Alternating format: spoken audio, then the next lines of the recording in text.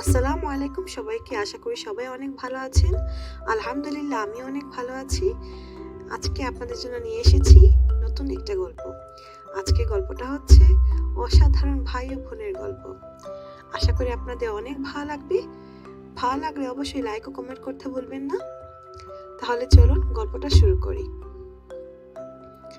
রানা বাবা মায়ের একমাত্র আদরের ছেলে, আর রাত্রি হলো তার একমাত্র আদরের ছোট বোন। সারাদিন দুষ্টু মিষ্টি ভালোবাসায় কাটে এদের দিন। একদিন রাত্রি ভাইয়াকে বলল, ও ভাইয়া, ও শোনা ভাইয়া। রানা ঘুমিয়েছিল। ঘুম থেকে উঠে বলল, কি রে, কি হয়েছে? রাত্রি বলল, ও ভাইয়া, তুমি কি কলেজে যাবে না? আম্মু তো বকাবকি করছেন। রানা ঘুমে করে বলল, হ্যাঁ রে, যাব। রাত্রি রাগ করে বলল, তাহলে উঠো না কেন ভাইয়া? মহিষের মতো পরে পরে ঘুমালে কি হবে? উঠো তো। রানা বলল, ওরে আমার পিচ্ছি বুড়ি, এত শাসন? রাত্রি বলল, হ্যাঁ, এত শাসন। তুমি এখন উঠো। রানা তাড়াতাড়ি উঠে গেল এবং বোনকে জড়িয়ে ধরে একটা আদর দিল। তারপর ফ্রেশ হতে গেল। রানা ফ্রেশ হয়ে নাস্তার টেবিলে বসলো। রানা তার মাকে জিজ্ঞেস করলো, মা, রাত্রে কি নাস্তা করেছে? মা বললেন, না রে, ও তো এখনো নাস্তা করেনি। ও কি তোকে ছাড়া খায়? রানা বলল, ঠিকই বলেছ, রাত্রিকে ডাকো। রাত্রি আসলো। এসে বলল, ভাইয়া তুমি কি আমাকে ডেকেছো? রানা বলল, হ্যাঁ, তুই এখনো খাসনি কেন? রাত্রি বলল, তুমি একটা গাধা, তুমি কি জানো না আমি তোমাকে ছাড়া কখনো একা খাই না? রানা বলল, বুঝেছি পাকা বুড়ি, এখন বসো, নাস্তা করবি। রাত্রি বলল, ঠিক আছে। একটু পরে রানা দেখতে পেল রাত্রি কিছুই খাচ্ছে না। জিজ্ঞেস করলো, কি রে রাত্রি, তুই তো এখনো কিছুই খাচ্ছিস না? রাত্রি বলল, কিভাবে খাবো? রানা বলল, কেন, তোর হাত আছে না, হাত দিয়ে খাবি। রাত্রি বলল, আছে, কিন্তু। রানা বলল, কিন্তু আবার কি, বল।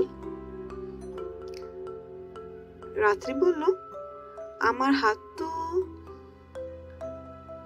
রানা বলল, দেখি দেখি তোর হাতে কি হয়েছে। রাত্রি বলল, না না ভাইয়া, কিছু না, কিছু হয়নি।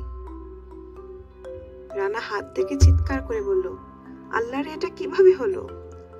তোর হাত এতখানি পড়লো কিভাবে?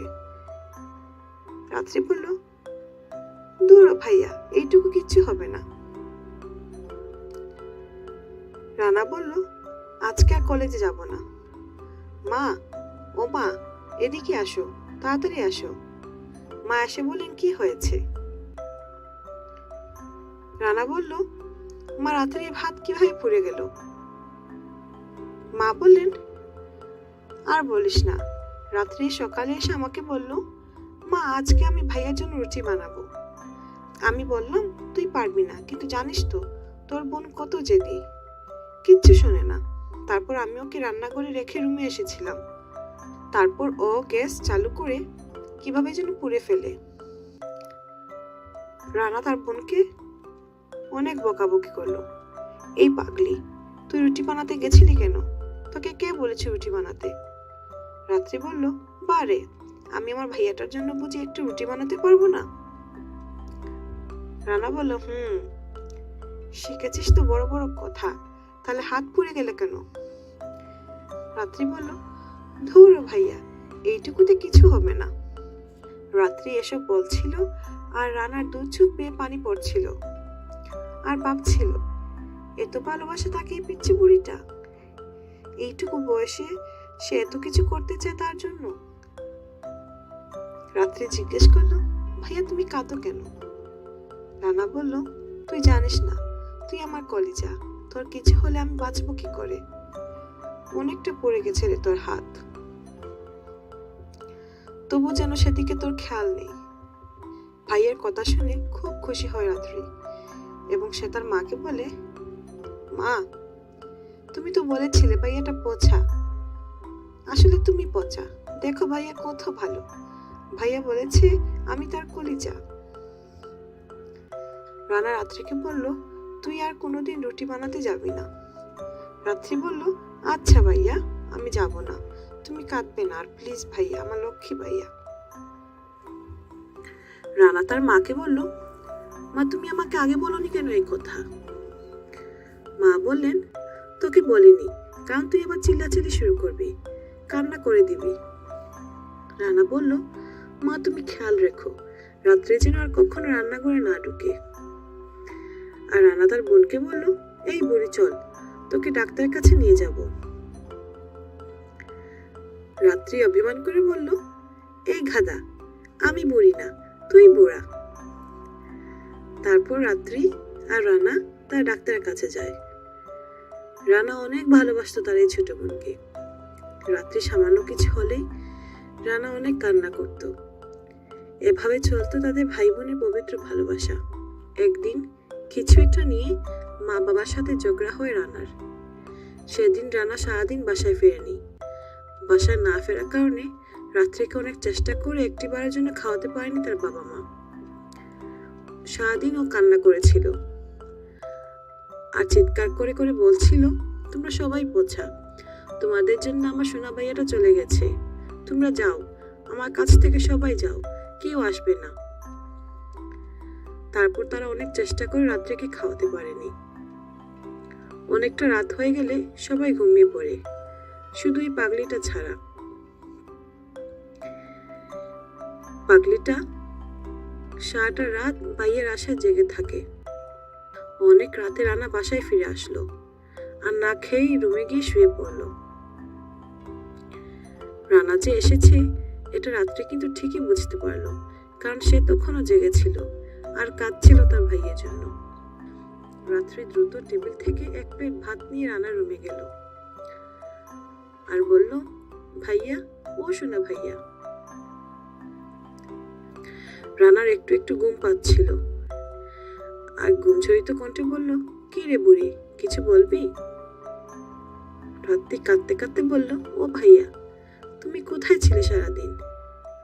রাত্রির কান্নার শব্দ শুনে বিছানা থেকে লাফ দিয়ে উঠে রানা। এই পাগলি, তুই কাঁদছিস কেন? আর তোর হাতে ভাতের প্লেট কেন?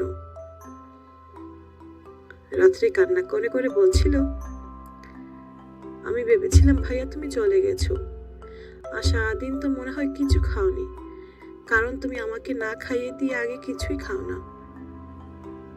এরপর রানা রাত্রির হাত থেকে ভাতের প্লেট নিয়ে টেবিলে রেখে রাত্রিকে জড়িয়ে ধরে কাঁদতে থাকে আর সাথে রাত্রিও কাঁদতে থাকে। রানা বলে, আমি এই আমার পিচ্ছি বইটাকে রেখে কোথাও যাব না। আমি জানি তুইও সারাদিন না খেয়ে আছিস, কারণ তুইও তো আমাকে ছাড়া খাস না। তারপর রানা নিজের হাতে রাত্রিকে খাইয়ে দেয় আর সে নিজেও খায়। সকালে মা রাত্রিকে বিছানায় না পেয়ে খুঁজতে খুঁজতে রানার রুমে চলে যান। তিনি গিয়ে দেখতে পান পিচ্ছি বুড়িটা তার ভাইয়ের বুকের উপর ঘুমিয়ে আছে আর পাশের টেবিলে প্লেট। এটা দেখে তিনি সব বুঝতে পারলেন। নিজের চোখের পানিকে আটকাতে পারলেন না, কেঁদে ফেললেন পাগল আর পাগলির ভালোবাসা দেখে। এইভাবে চলতে থাকে ভাই বোনের ভালোবাসা। কিন্তু কে জানতো এমন একটা ভালোবাসার মধ্যে কালবৈশাখী ঝড় এসে ভাই বোনের পবিত্র ভালোবাসা ইতি টানবে। কিছুদিন পর রানার বাবা মা গ্রামের বাড়িতে যেতে চাইলেন রাত্রিকে নিয়ে, কারণ রাত্রি এখনো তার গ্রামের বাড়িতে যায়নি। কিন্তু রাত্রি রানাকে ছেড়ে যেতে চাইল না, আর রানা রাত্রিকে যেতে দিচ্ছে না। বাবা মা অনেক বুঝিয়ে রানা রাত্রিকে রাজি করালেন। এরপর তারা রাত্রিকে নিয়ে গ্রামের বাড়িতে চলে গেলেন। কিন্তু রানা যেতে পারেনি, কারণ তার কলেজে পরীক্ষা ছিল। এরপর প্রতিদিন বারবার ছোট্ট বুড়িটা ফোন দিয়ে রানার খোঁজ নিত। ভাইয়া তুমি খেয়েছো কি? ভাইয়া তুমি আমার জন্য কেঁদো না, আমি চলে আসব। আরো কত কিছু। কয়েকদিন গ্রামের বাড়িতে থেকে রানার বাবা মা রাত্রি শহরের উদ্দেশ্যে রওনা দিলেন। অনেকটা পথ এসে ঘটল ভয়ানক এক দুর্ঘটনা। তাদের সেই বাসটা নিয়ন্ত্রণ হারিয়ে পড়ে যায় বিশাল একটা খাদে। তারপর তো সব শেষ। রানার বাবা মা যখন জ্ঞান ফিরে পেলেন তখন তারা দেখলেন তারা একটা হাসপাতালে আছেন। তারা সাথে সাথে রাত্রিকে খুঁজতে লাগলেন। অনেক খোঁজার পর রাত্রিকে তারা পাননি। ডাক্তারকে জিজ্ঞেস করলে ডাক্তার জানান বাসের সবাইকে হাসপাতালে ভর্তি করানো হয়েছে। তারা খুঁজতে খুঁজতে মর্গে চলে গেলেন, যেখানে লাশ রাখা হয়। একটা একটা করে লাশ দেখতে হঠাৎ চিৎকার করে উঠলেন রানার মা। বুঝতে আর বাকি রইল না, পৃথিবী ত্যাগ করে না ফেরার দেশে চলে গেছে পিচ্ছি বুড়ি রাত্রি। রাত্রি বলিটা একদম বিভৎস হয়ে গেছে। মনে হয় উল্টে যাওয়া বাসের নিচে পড়ে গেছিল রাত্রি। এটা সহ্য করতে না পেরে অজ্ঞান হয়ে যান তার মা। রানাকে ফোন করলো তার বাবা। রানা পাগলের মতো ছুটে এলো হাসপাতালে। এর মধ্যে তার মার জ্ঞান ফিরেছে। রানা এসে চিৎকার করতে থাকে, কোথায় রাত্রি, কোথায়? এরপর রাত্রি লাশের কাছে তাকে নিয়ে যাওয়া হলো। রাত্রিকে দেখেই হতভম্ব হয়ে যায় রানা। অনেকক্ষণ কোনো কথা বলে না রানা। সবাই ভাবলো ও আবার পাগল হলো নাকি। হঠাৎ চিৎকার শুরু করে দিল রানা আর তার মা বাবাকে বলতে লাগলো, তোমরা সবাই খুনি, তোমরা খুনি, তোমরাই মেরে ফেলেছো আমার পিচ্ছি বুড়িটাকে। তোমাদের কত করে বললাম ওকে নিয়ে যেও না, পাগলিটা থাকতে পারবে না আমাকে ছাড়া, তবুও তোমরা নিয়ে গেলে আর ওকে মেরে ফেললে। ফিরিয়ে দাও আমার পিচ্ছি বুড়িটাকে। রানার চিৎকার শুনে হতভম্ব হয়ে যায় পুরো হাসপাতাল। রানা কেঁদে কেঁদে চিৎকার করে করে বলছে, কিরে পাগলি, তুই নাকি আমাকে ছাড়া থাকতে পারিস না? তুই তো আমাকে না দেখলে কেঁদে ফেলিস, তাহলে এখন ঘুমিয়ে আছিস কেন? কেন একা রেখে গেলে আমাকে স্বার্থপরের মতো? উঠ না পাগলি, আর কখনো তোকে ছেড়ে কোথাও যাব না। ও বাবা, ও মা, আমার পিচ্ছি বুড়িটা কথা বলে না কেন? ও কি আর ঘুম থেকে উঠবে না? এসব বলে আর চিৎকার করে কাঁদতে থাকে রানা। ওর কান্না দেখে পুরো হাসপাতালটা নিস্তব্ধ হয়ে যায়। সবাই কান্না করে ফেলেন।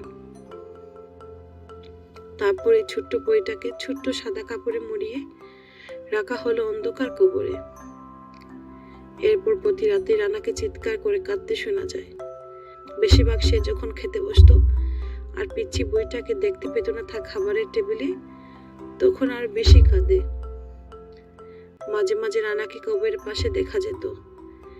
সে বলতো, কি রে বুড়ি, কিভাবে আছিস? আমাকে ছেড়ে ছোট্ট মাটির করে তোর কি ভয় করে না? আদরের বোনকে হারিয়ে এভাবেই কাটছে রানার দিন। আশা করি আপনাদের গল্পটি অনেক ভালো লাগবে। ভালো লাগলে অবশ্যই লাইক ও কমেন্ট করতে ভুলবেন না। আর আমি অনেক অসুস্থ, আমার অনেক কাশি, সেজন্য আমার কণ্ঠটা একটু ডিফারেন্ট হয়েছে। আশা করি আপনারা ক্ষমা সুন্দর দৃষ্টিতে দেখবেন। আপনাদের সাথে আবার দেখা হবে নতুন কোনো গল্পে। আল্লাহ হাফিজ।